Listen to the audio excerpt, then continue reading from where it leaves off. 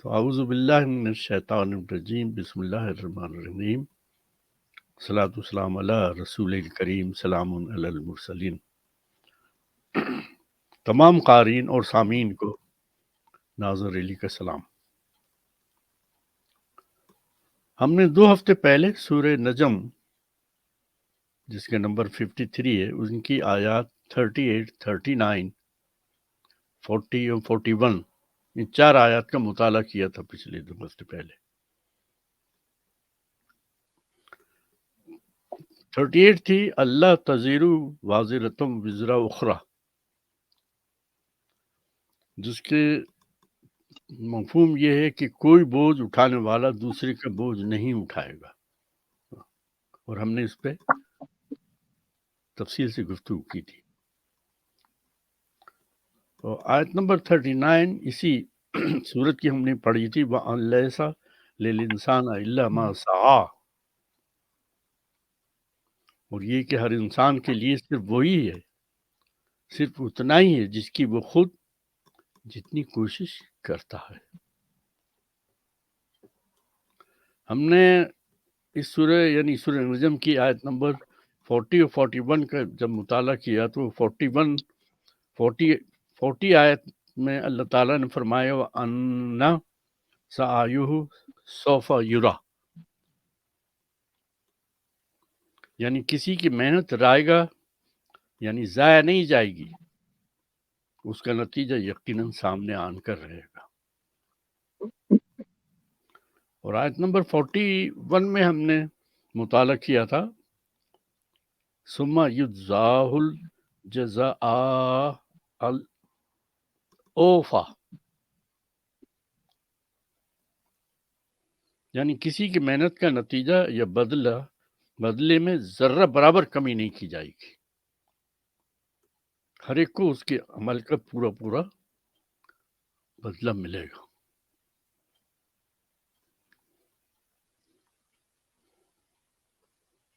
ہم نے ان 4 آیات کا مطالعہ پچھلی 2 ویڈیو میں کیا تھا، یاد ہے نا؟ جی سمجھ میں بھی آ گیا تھا، یاد بھی رہے گا انشاءاللہ۔ ہاں۔ اچھا، ان 4 آیات کے مطالعہ کرنے کے بعد کسی کا ایک کمنٹس یہ کہ آپ تو بالکل اللہ تعالیٰ کی اطاعت فرمانبرداری سے آپ لوگوں کو دور کر رہے ہیں، Oh my God. اور ان کے پاس آرگومنٹ تھا۔ میں وہ بات بتانے سے پہلے آپ میں سے کون مجھے چاروں میں سے یہ بتائیں ان 4 آیات کو پڑھنے کے بعد اور اس کا مطلب سمجھنے کے بعد زندگی میں کون سی چیز ہے جو آپ کو تبدیل کرنے کی ضرورت ہے؟ خود کو۔ گڈ۔ اور کیا آپ تبدیلی نے کرنی چاہیے؟ دیکھیں، آپ نے ساری ریفرنس قرآن سے دیے، قرآن کی آیتوں سے، ٹھیک ہے؟ اس میں تو کوئی آرگیومنٹ بنتی نہیں ہے۔ پہلی بات، اگر کسی کو پوچھنا ہے وہ پوچھ سکتا ہے۔ تبدیلی یہ بنتی ہے کہ آپ جتنی ہم خود کوشش کریں گے اس دنیا میں، جون سے بھی ہم کام کر رہے ہیں، اسی حساب سے ہمیں اس کا نتیجہ ملے گا، جتنی ہم لگان سے اس کی کوشش کرتے ہیں۔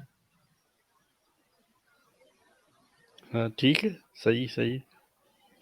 اس سوال کا کیا جواب ہے کہ آپ نے ان آیات سے لوگوں کو اللہ کی اطاعت و فرمانبرداری سے دور کر دیا؟ Okay, sorry. رضوان بھائی کچھ کہیں گے؟ جی، میں یہ سمجھتا ہوں کہ چونکہ ہم کو آج سے نہیں بلکہ بہت زمانے سے قرآن سے دور کر دیا گیا ہے، اور دوسری کتابوں سے ہم چیزوں کا ریفرنس لے لیتے ہیں ہر جگہ، اور وہی چل رہی ہیں چیزیں۔ میرے خیال میں اس میں وہ چیز شامل ہے کہ جو چالیں تھیں دشمنوں کی، وہ دور کرنے کی باتیں اور دوسری کتابوں سے وہ چیز آ جاتی ہے۔ قرآن کو پڑھتے نہیں ہیں، قرآن کو سمجھنے کی کوشش نہیں کرتے ہیں، غور و فکر نہیں کرتے ہیں، اس لیے میں سمجھتا ہوں کہ انہوں نے جس نے بھی یہ بات کہی شاید اس کی وجہ یہ ہے، اگر وہ قرآن کو دیکھیں اور سمجھنے کی کوشش کریں تو ان کو میرے خیال میں کوئی مشکل نہیں ہوگی، اور وہ شاید خود ہی اپنے سوال کا جواب بھی پالیں گے۔ انہوں نے تفصیل سے ایک بات بتائی، وہ کہنے لگے آپ کو پتا ہے کہ آخرت میں سب سے پہلے نماز کا جائزہ لیا جائے گا، نماز کی باز پرس ہوگی۔ آپ نے اس میں کہیں ذکر ہی نہیں کیا اس کا۔ اس بات پہ کون کمنٹس کرے گا؟ منیب؟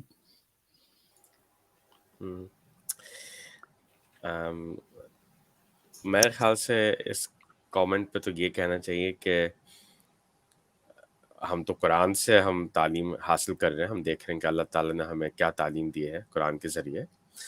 تو اگر ان کو لگتا ہے کہ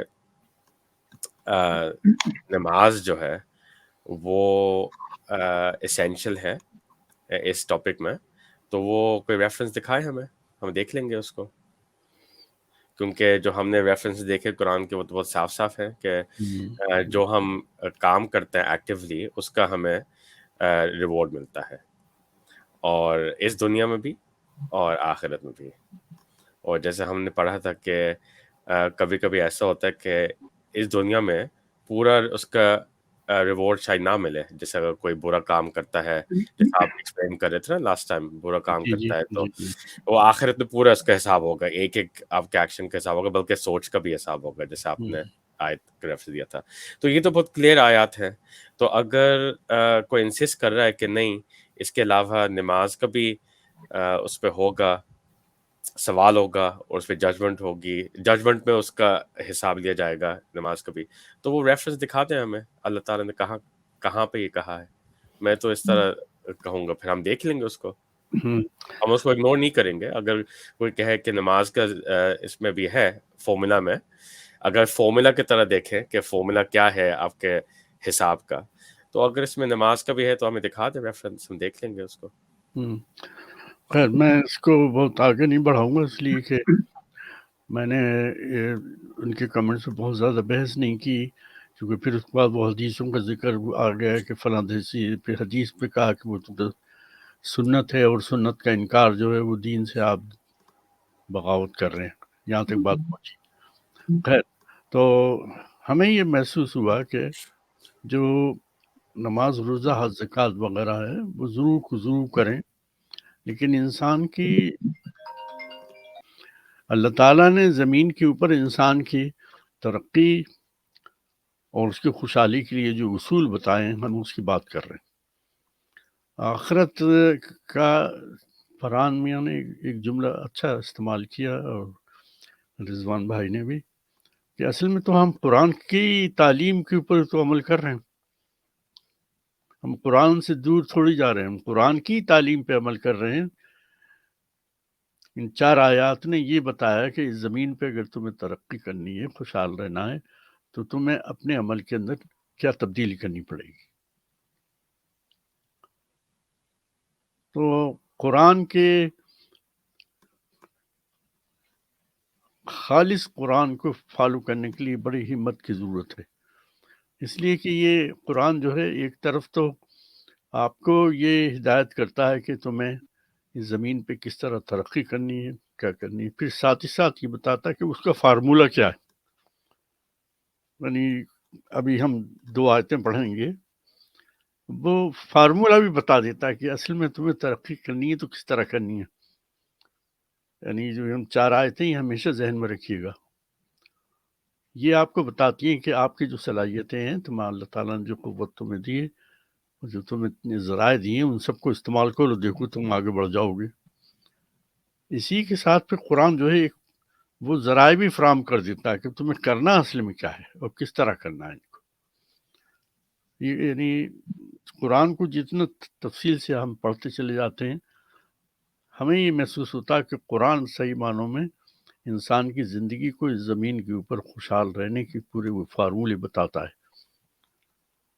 اور ہمیں یہ بھی محسوس ہوا، یہ میں بہت پہلے بھی کہہ چکا ہوں، میں کہتا رہتا ہوں، کہ ایک آیت دوسری آیت سے جڑی ہوئی ہے، ایک چین ہے، علیحدہ نہیں ہے. آپ بسم اللہ سے شروع کر لیجیے اور الناس تک جائیے، اس میں تھوڑا سوچ و فکر کی ضرورت ہے. انگریزی میں پاؤنڈرنگ کا پان ہوتا ہے، تھنکنگ اوور. تو آپ کو محسوس ہوگا کہ جو بسم اللہ سے شروع کیا ہے وہ جڑتا چلا جاتا ہے اور الناس تک جڑ جاتا ہے.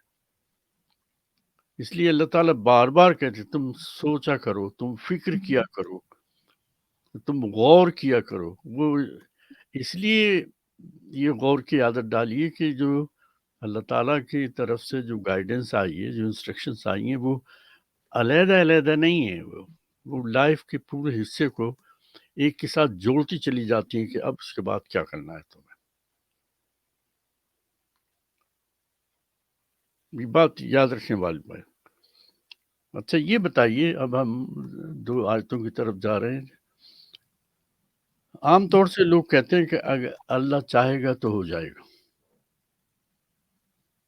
ٹھیک ہے،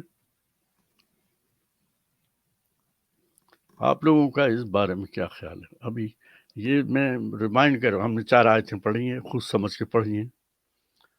اور اگر ایک شخص یہ کہتا ہے کہ اللہ جب چاہے گا تو ہو جائے گا ورنہ کچھ نہیں ہوگا، آپ کا کمنٹس مجھے چاہیے. آپ نام لیں، شروع ہو جائیں گے پھر وہی. میں شروع کروں، میں کنٹریبیوٹ کر لیتا ہوں. جی، تو نہیں، جب کہتے ہیں کہ اللہ چاہے گا تو جب ہی ہوگا، تو اس میں لوگوں کا جو ذہن میں آتا ہے وہ یہ کہ کوئی خدا بیٹھا ہوا ہے اور وہ ڈیسائیڈ کر رہا ہے کہ کیا ہونا چاہیے، ہمارا کیا ہوگا، لوگوں کا کیا ہوگا، اس دنیا کا کیا ہوگا. تو لوگوں کے ذہن میں آتا ہے کہ اللہ چاہے گا تو یہ ہوگا، اللہ نہیں چاہے گا تو یہ نہیں ہوگا. کوئی ڈیسیشن میکنگ اتھارٹی بیٹھی ہوئی ہے جو کانسٹنٹلی ڈیسائیڈ کرے کہ کیا کرنا ہے اس دنیا میں، اس کائنات میں. لیکن جو ہم قرآن میں ہم پڑھ چکے ہیں جس طرح، اس سے یہ سمجھ میں آتا ہے کہ اصل میں تو اللہ تعالیٰ ہمیں یہ سمجھا رہے ہیں قرآن میں کہ ہم جو کوشش کرتے ہیں خود ایکٹیولی، جو ہم سٹرائیو کرتے ہیں، جو ہم پڑھ چکے ہیں پچھلے کچھ ہفتوں میں، اس کا ہمیں رزلٹ ملتا ہے اگر وہ قانون فطرت کے مطابق قانون فطرت کے مطابق اس کے رزلٹ نکلتے ہیں. جو ہم ایکشن کرتے ہیں قانون فطرت کے مطابق اس کے رزلٹ نکلتے ہیں. تو ہم نے انشاءاللہ کا بھی ہم نے یہ کافی ہم نے اس پہ غور کیا تھا. انشاءاللہ کا پھر کیا مطلب ہے، جس کا ہم نے یہی مطلب نکالا تھا کہ اگر ہم یہ ایک سمجھے ایک ذہن میں رکھتے ہیں، ایک ہوپ رکھتے ہیں کہ جو ہم ایکشنز کر رہے ہیں تو جو قانون فطر ہے اس سے مل کر اس کو وہی رزلٹ نکلے جو ہم چاہتے ہیں. تو ہاں، جو لوگوں کے ذہن میں آتا ہے عام طور پہ وہ غلط ہے کہ کوئی بیٹھا ہوا ہے وہاں پہ اوپر آسمان میں اور وہ ڈیسائیڈ کر رہا ہے. اگر وہ ڈیسائیڈ کرے تو ہوگا ورنہ نہیں ہوگا. یہ نہیں، یہ غلط ہے. قرآن کے مطابق یہ غلط ہے. میں عام مثال دیتا ہوں تو آپ کا جواب ٹھیک ہے. یعنی آپ نے اس کے جواب دیے کہ اللہ چاہے گا تو ہو جائے گا. میں ایک مثال دیتا ہوں. عام طور سے کہا جاتا ہے کہ اللہ کے حکم بغیر تو پتا بھی نہیں ہلتا. جی جی، تو اس کو ایکسپلین کیسے کریں گے؟ جی، یہ بھی وہی قانون فطرت کی بات ہو رہی ہے میرے حساب سے، کہ اگر اللہ تعالیٰ نے جو قانون بنا دیے پورے کائنات کے، جو یہ پرماننٹ لوز ہیں جس کو بدلا نہیں جا سکتا، اگر اس یہ قانون ایسا ہے کہ جو ہوا ہے وہ پتے کو ہلائے گی. اگر یہ قانون اللہ تعالیٰ نے نہیں بنایا ہوتا تو پھر وہ پتہ نہیں ہلتا. تو یہ پرماننٹ ہے، یہ نہیں کہ کوئی بیٹھا ہوا ہے تو اللہ تعالیٰ کہہ رہے ہیں کہ اب اس پتے کو ہلنا ہے، اب اس پتے کو ہلاؤ. ایسا نہیں ہے، یہ ایک پرماننٹ سسٹم بن چکا ہے. کیا خیال ہے آپ لوگوں کا؟ منیب سے متفق ہیں؟ جی بالکل بالکل صحیح کہہ رہے ہیں منیب، میں متفق ہوں. بالکل ہوتا یہ ہے کہ دیکھیں نا، ویسے تو رب العالمین ہیں اللہ تعالیٰ، انہی کا نظام ہے، انہی کا بنایا ہوا سارا سسٹم ہے، وہ تو ہیں. لیکن جس طرح سے منیب نے کہا، ہمارے ذہنوں میں یہ رہتا ہے کہ کوئی ایسی ہستی ہے جو بیٹھی ہوئی ہے اور وہ کنٹرول کر رہی ہے. تو اوور آل تو ہے لیکن ایز سچ نہیں ہے. कोई की फिजिकल आइडेंटिटी है जिसको हम जहन में ले आते हैं, उस तरह से नहीं है। ऐसा अल्लाह बोला बहुत सही। इसको मैं थोड़ा सा एक्सप्लेन कर देता हूँ, जवाब आपका सही है कि यानी बुनियादी तौर पर अल्लाह ताला ने जो कानून बना दिया है वो परमानेंट है, उसमें कोई तब्दीली नहीं होती, नंबर एक। नंबर दो है कि जैसे अल्लाह ने कहा कि वो अल्लाह के कानून के हुक्म के बगैर पत्ता नहीं हिलता, तो अल्लाह ताला ने क्या किया, एक परमानेंट सिस्टम बना दिया है। उसमें एक सीजन आता है, उसे ऑटम कहते हैं, सारे पत्ते गिर जाते हैं और उसके बाद स्प्रिंग होता है, वो सारे नए पत्ते निकल आते हैं। एक सिस्टम है जो बिल्कुल। अल्लाह ताला ने बना दिया है। वो अल्लाह ताला हर रोज बैठा हुआ हुक्म नहीं देता कि तमाम पत्ते गिर जाओ, नए पत्ते निकल आओ, वो ऐसा नहीं है। तो ये हमारे ज़हन में रहना चाहिए कि अगर कोई कहे कि अल्लाह के हुक्म के बगैर तो पत्ता भी नहीं हिलता, उससे कहें आपने बात बुनियादी सही कही है, लेकिन ये पूरा सिस्टम को समझने के लिए ये बात समझ लो कि अल्लाह ने कवानीन बना दिए हैं इस पूरी कायनात के, और उन कवानीन में कोई तब्दीली नहीं होती। और मिसाल ये है कि जब ऑटम आता है तो पत्ते गिर जाते हैं, और जब स्प्रिंग आता है तो नए पत्ते निकल आते हैं। ये है। ये अल्लाह के हुक्म आप कह लो, या फिर उसके बाद एक अल्लाह ताला कानून कह लो, और वो परमानेंट है।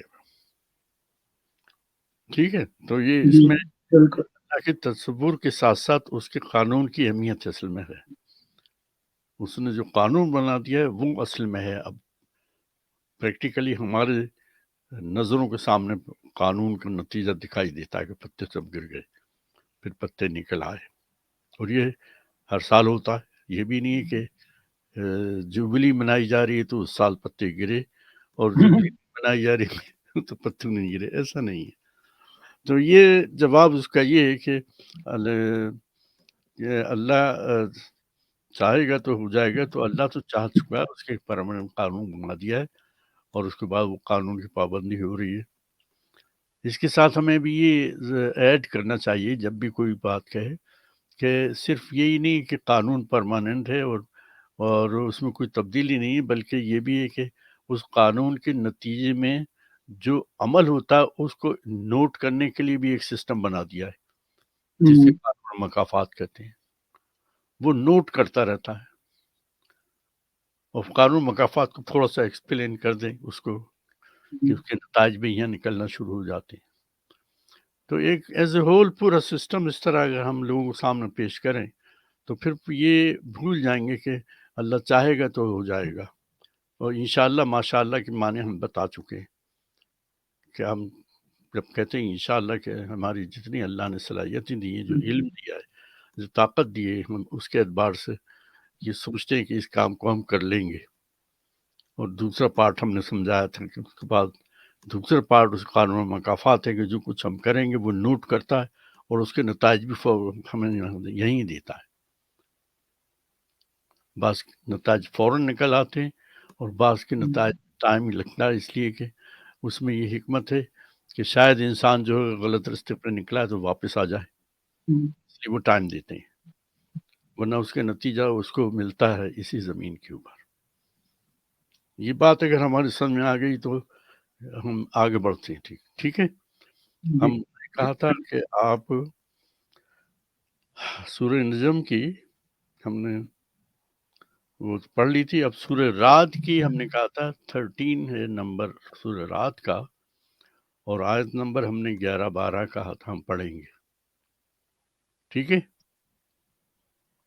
सूरह रात नंबर 13 है, उसकी आयत नंबर 11 निकाले और 12 मैं पढ़ता हूँ। अब सूरह रात नंबर 13 आयत नंबर 11 का दरमियानी हिस्सा है। दरमियानी हिस्सा अल्लाह ताला फरमाते हैं, अल्लाह ला युगय्यिरु मा बिकौमिन हत्ता युगय्यिरु वमा बिअनफुसिहिम। दरमियानी हिस्सा है, दिखाई दे रहा है? जी। इन्नल्लाह ला युगय्यिरु मा बिकौमिन हत्ता युगय्यिरु वमा बिअनफुसिहिम। तर्जुमा उसका है, किसी कौम की हालत अल्लाह ताला नहीं बदलता जब तक कि वो खुद उसे ना बदलें जो उनके दिलों में है। ابھی ہم جو 4 آیتوں کا ذکر شروع میں کر چکے ہیں، تو آپ اس کو محسوس کر رہے ہیں کہ ہاں تبدیلی اگر آنی ہے تو جب ہی آنی ہے جب لوگ جو ہیں وہ کوشش کریں گے. یعنی اس میں اللہ کی طرف سے آپ صبح شام مسجد میں بیٹھے ہوئے تسبیح پڑھتے رہیں، نفل پڑھتے رہیں، وہ اس سے کچھ نہیں ہوتا. میں نہیں کہہ رہا، اللہ کہہ رہا ہے. اللہ یہ کہہ رہا ہے کہ جب تک کہ تم اپنی پوری صلاحیتوں سے عمل نہیں کرو گے تو کوئی تبدیلی نہیں آئے گی. ٹھیک ہے. اور یہاں پر اللہ تعالیٰ نے کیا کہا ہے؟ لا یغیر ما بقوم حتی یغیروا بما بانفسہم. کسی قوم کی حالت اللہ تعالیٰ نہیں بدلتا جب تک کہ وہ خود اسے نہ بدلے جو ان کے دلوں میں. ہم اچھا جو 4 آیتیں پڑھی تھی نا، ذرا غور کریں، وہ انڈیویجولز کے لیے ہیں، وہ میرے لیے ہیں، فرحان کے لیے، منیب کے لیے، رضوان بھائی کے لیے، مغنی بھائی کے لیے. یہ آیت کیا کہہ رہی ہے؟ کیا لفظ استعمال کر رہی ہے؟ کلیکٹیولی بات ہو رہی ہے قوم کی، یہاں کہ پوری قوم اگر اپنے حالات بدلنا چاہتی ہے تو وہ اس وقت تک نہیں بدل سکتی جب تک وہ اپنے اندر تبدیلی نہ کر لے. ہے نا؟ جی. اچھا، قوم کسے کہتے ہیں؟ میں ناظر علی ہوں، فرحان ہے، منیب ہیں، مغنی بھائی ہیں، رضوان بھائی ہیں.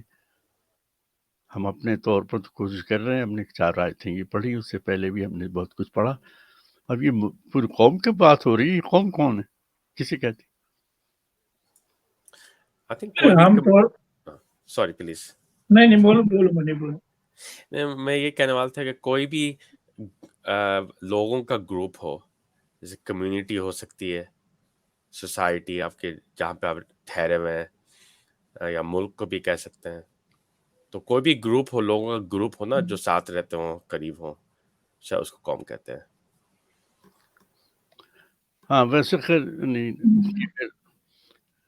ڈیفینیشن دیکھیں تو آپ کہیں گے یہ انگریز قوم ہے، یہ یہودی قوم ہے، یہ ہندو قوم ہے، یہ مسلمان قوم ہے. یعنی کلیکٹیولی اس کا جواب یہ کہ قوم جو ہے وہ افراد سے بنتی ہے. جب افراد اکٹھے ہو جاتے ہیں تو قوم بن جاتی ہے. اچھا، افراد کے اندر یہ دیکھیں کہ فرحان میاں نے تو 4 آیتیں پڑھ کے کہا بس مجھے عمل کرنا، چاہے کچھ ہو، مجھے یہ حاصل کرنا ہے. صبح شام محنت کر رہے ہیں. منیب نے کہا مجھے ٹاپ پر جانا ہے اپنی جاب میں، صبح شام محنت کر کے وہ ٹاپ پر چلے. مغرب بھائی نے کہا مجھے اب رہنا ہی نہیں ہے ایسے ملک میں جہاں شیطانیت پھیلی ہوئی، میں اب اس سے بیزار آ گیا، میں جا رہا ہوں.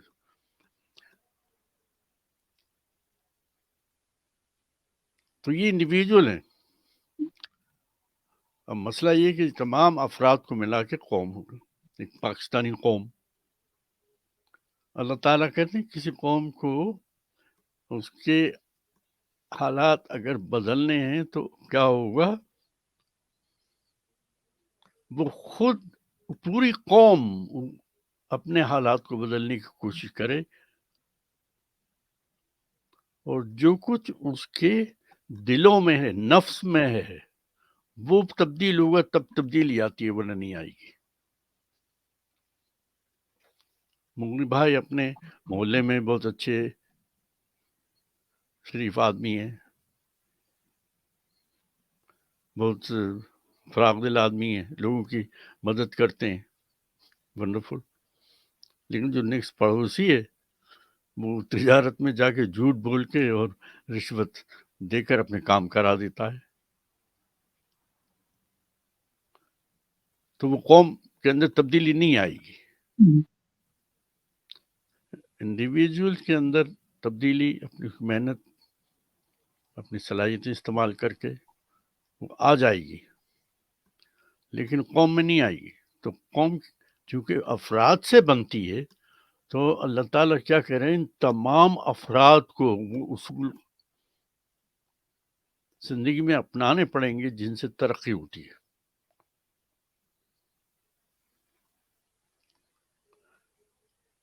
اب ہم یہ ایک سوال پیدا ہوتا ہے کہ مان لیجیے پاکستانی قوم نام لے لو یا انڈین ہندو قوم لے لو، سبھی اس وقت تو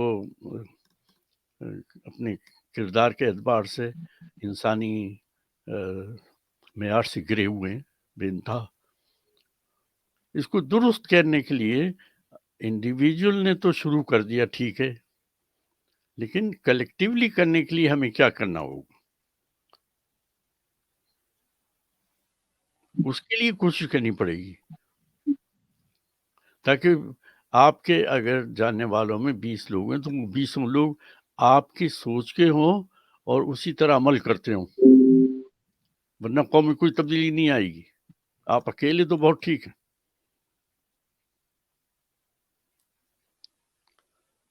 اور اگر وہ قوم بگڑی ہوئی ہے تو قانون مکافات جب اس کو سزا دے گا تو دونوں باتیں قرآن کے اندر سے میں نے سمجھی ہیں کہ وہ افراد جو بالکل نیک تھے، آیا ان کی حفاظت ہوگی یا نہیں ہوگی، اور دوسرے قرآن یہ کہتے ہیں نہیں، وہ بھی لپیٹ میں آ جائیں گے، ان کو بھی سزا ملے گی۔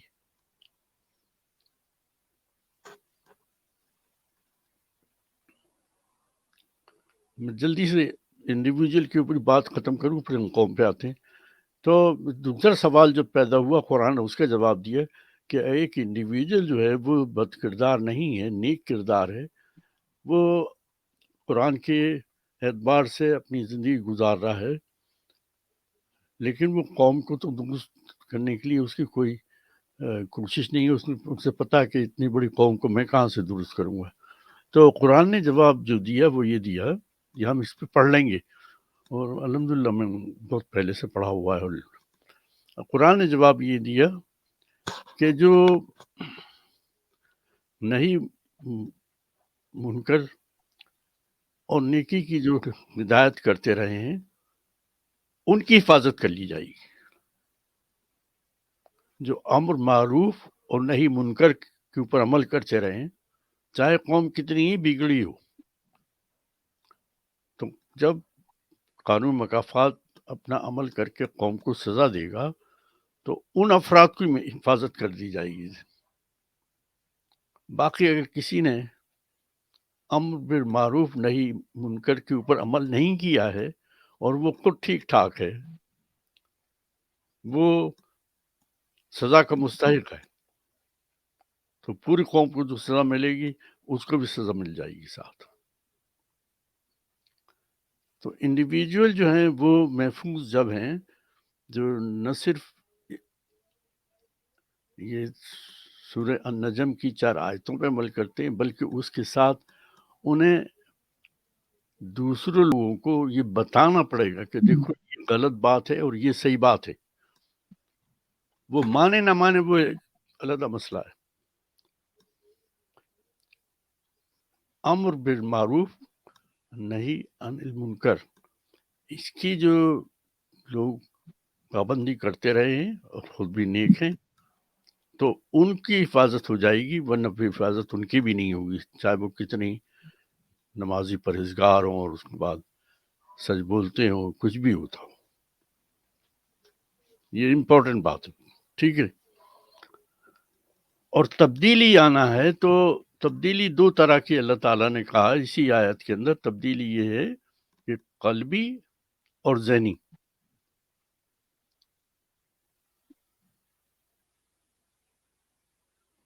یہ بڑے عام لفظ ہے، قلبی یعنی دل، اور ذہنی یعنی مینٹل۔ چنانچہ جس طرح یہ ایک محکم اصول یہ ہے کہ زندگی کی جو خواریاں کسی قوم کو حاصل ہوں وہ اس سے نہیں چھنتی جب تک کہ وہ ان کی صلاحیت اپنے اندر رکھتی ہے۔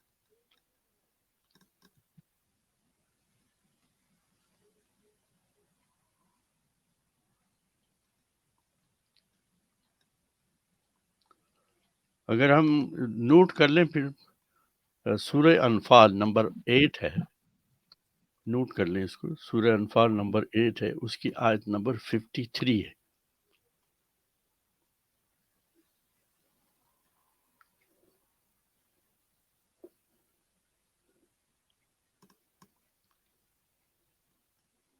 تو اللہ تعالیٰ کا یہ بھی ایک غیر متبدل قانون ہے کہ جب کسی قوم پر اس کے اعمال کے نتیجے میں تباہی آتی ہے تو اسے کوئی نہیں روک سکتا،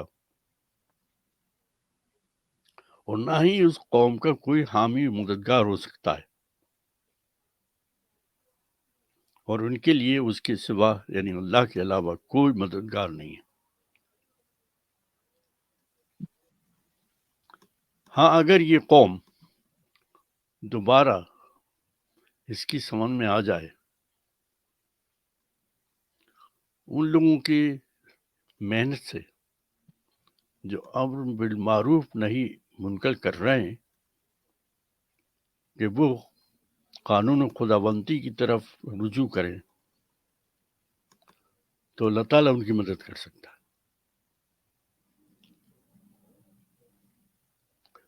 اس کے معنی یہ ہے کہ جو انسان بگڑا ہوا ہے، جو اللہ تعالیٰ کے قانون سے لاپرواہ ہے، اگر وہ اس طرف لوٹ آتا ہے تو اللہ تعالیٰ نے یہ وعدہ کیا کہ اللہ تعالیٰ پھر اس کی مدد کرے گا، اور یعنی ہم جب اللہ تعالیٰ مدد کرے گا تو ہم یقیناً اتنا سمجھ چکے ہیں کہ اللہ کا جو قانون مکافات ہے وہ اس کی مدد کرے گا تاکہ وہ اس صحیح راستے پر ہے۔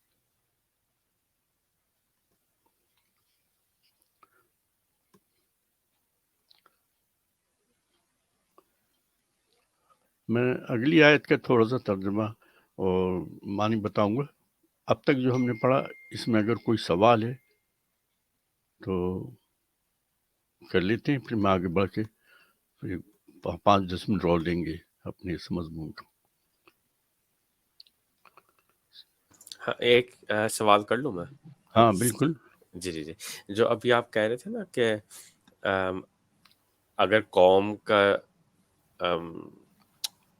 اس کا برا رزلٹ نکلنا ہو کیونکہ اس کے برے اعمال ہوں، تو جو انسان جو ہے اگر وہ نیکی کرے تو وہ پروٹیکٹڈ رہے گا، یہ آپ نے کہا تھا نا کہ اگر نیک کام کرے تو وہ پروٹیکٹڈ رہے گا، یہ امر کہا۔ بالمعروف اور نہیں منکر کے اوپر عمل کرتا ہو وہ پروٹیکٹڈ رہے گا۔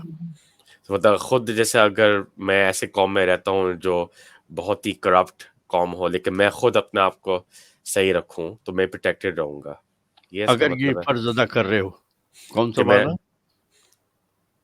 نیک کام کروں۔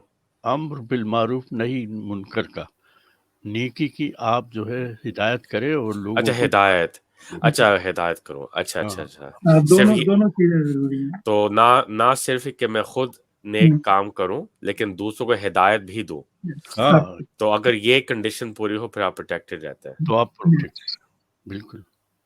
اوکے ٹھیک ہے، ایک بس یہی تاریخ میں میں نے پڑھا ہے اور وہ بڑا یقینی بھی ہے، جب نوح علیہ السلام تیاری کر رہے تھے کہ اب سیلاب آئے گا اور پوری قوم ڈوب جائے گی، تو اللہ تعالیٰ نے کہا کہ فلاں لوگوں کو اپنے ساتھ رکھو، تو اس میں جوڑے اور پرندے بھی سبھی کچھ تھے، میل فیمیل سب، تو وہ لوگ تھے جو یہ عمل کر رہے تھے۔ کیا کر رہے تھے؟ امر بالمعروف نہیں منکر۔ اچھا میں نے تاریخ میں پڑھا، وہ سچا ہے یا جھوٹا مجھے نہیں معلوم، میں نے دو جگہ پڑھا، 2 واقعات کے اندر، کہ ایک عورت تھی عمر رسیدہ، وہ اپنے ایک جھونپڑی میں رہتی تھی اور نوح علیہ السلام کی تبلیغ سے بہت متاثر تھی اور اپنے عمل کے اندر تمام نیکیاں، اور وہ بھی امر بالمعروف نہیں منکر کی باقاعدہ پابند تھی، لوگوں کو بتاتی تھی کہ یہ غلط ہو رہا ہے، یہ صحیح ہے، یہ صحیح ہے۔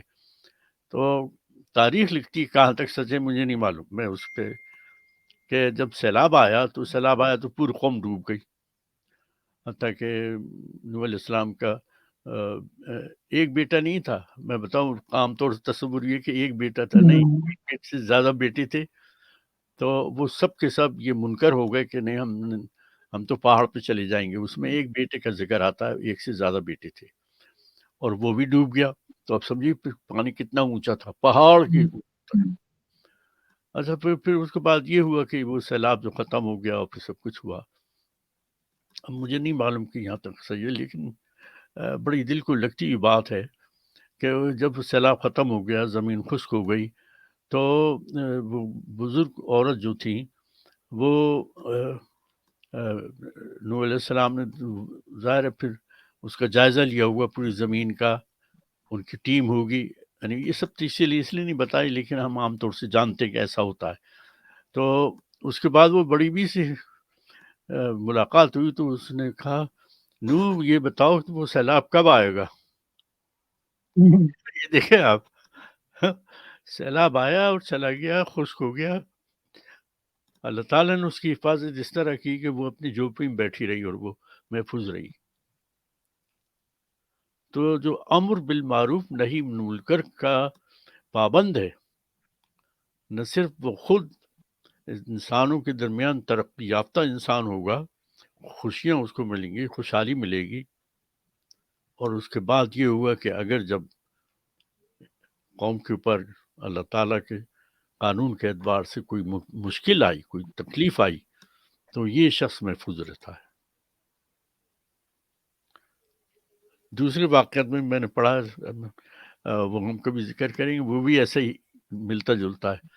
چلیں جلدی سے ایک آیت اور پڑھ لیتے ہیں تاکہ یہ مضمون مکمل ہو جائے جناب. تو ہم آیت نمبر 12 کا ذرا مطالعہ کر لیتے ہیں. یہ سورہ رات کی آیت نمبر 12 نظر ڈال لیں. میں اس کو پورا پڑھوں گا نہیں, میں اس کے اوپر جو علامہ مودودی صاحب نے کمنٹس کیے ہیں وہ میں آپ کو پڑھ کے سناؤں گا, جو مجھے بہت پسند ہے. علامہ مودودی صاحب جو ہیں وہ 13-12 کے اوپر کمنٹس لکھے ہیں, بہت مزیدار لکھے ہیں اور بہت اچھے لکھے ہیں. علامہ صاحب کہتے ہیں, اور اس غلط فہمی میں نہ رہیں کہ اللہ کے ہاں کوئی پیر یا فقیر یا کوئی اگلا پچھلا بزرگ,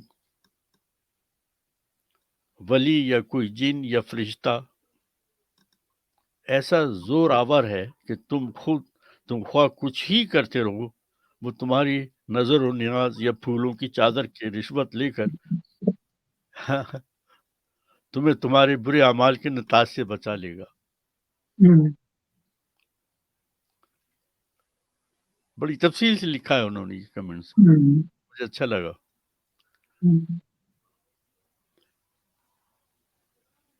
کاش ہماری قوم جو ہے, ابھی جو قوم کی بات, وہ قرآن کی طرف کم از کم اس حد تک آ جائے کہ وہ محسوس کرے کہ ہم جو کچھ عمل کر رہے ہیں, دیکھیں قرآن اس کے بارے میں کیا کہتا ہے. یہ جو ہم نظر نیاز, پھول چڑھانا, چادر چڑھانا, قبروں پہ جانا, بزرگوں کے نام کے اوپر جو ہے وہ اپنے دعائیں مانگنا,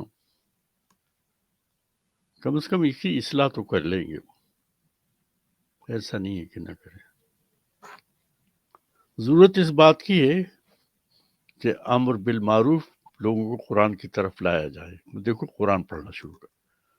یہ ضرور ہے کہ عام آدمی قرآن کے ترجمے کے بعد بھی کچھ سمجھ نہیں پائے گا, بلکہ کنفیوز ہو جائے گا کہ اس میں تو یہ لکھا ہے, میری سمجھ میں نہیں آیا کیا لکھا ہے.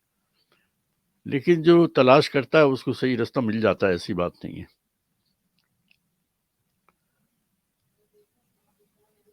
تلاش کرنے والے کو اسی ترجمے سے آپ صحیح رستہ مل جاتا ہے, بات معلوم ہو جاتی ہے کہ بھئی کیا بات کہی جا رہی ہے.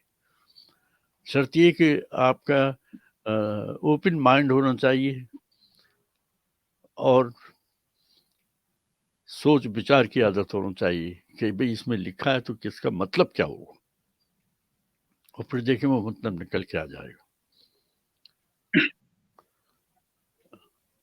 اور پھر دوسری بات یہ بھی ہے نا کہ جب آپ اللہ کی طرف توجہ دیتے ہیں, وہ کہتے ہیں مجھے یہ بات میری سمجھ میں نہیں آئی قرآن پڑھنے کے بعد, اور آپ خاموشی سے بیٹھ کے سوچ و فکر کرتے ہیں، کیونکہ اللہ نے فارمولہ بتایا ہے کہ تم سوچا کرو، فکر کیا کرو، غور کیا کرو.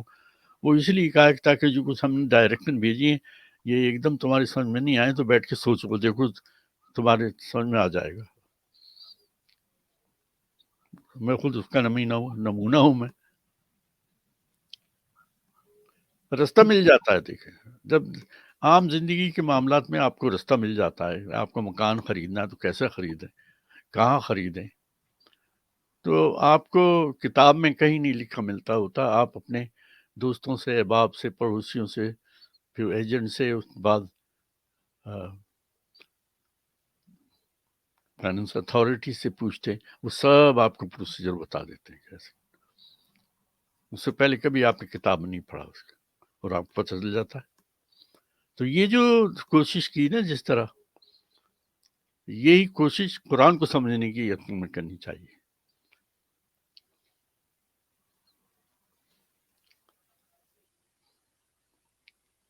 اب کوئی اور سوال ہے؟ ورنہ آج کا مضمون یہیں تک ہم محفوظ رکھیں گے.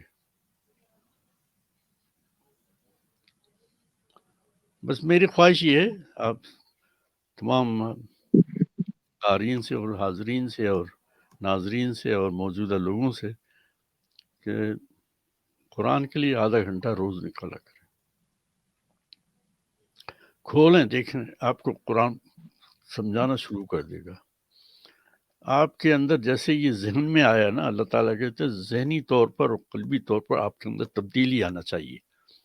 تو جیسے ہی ذہن میں آئے گا کہ یہ قرآن جو ہم نے کھولا، یہ آیت پڑھی ہمیں سمجھنے میں نہیں آ رہا، سمجھنا چاہیے، آپ بیٹھیں اس کو اور آگے پیچھے کی آیتیں پڑھیں، تو آپ کو محسوس ہوگا کہ اصل مطلب تو اس کا یہ ہے. اصل میں یہ کچھ اس کی حکمت ہے. یہ شرط یہ کہ آپ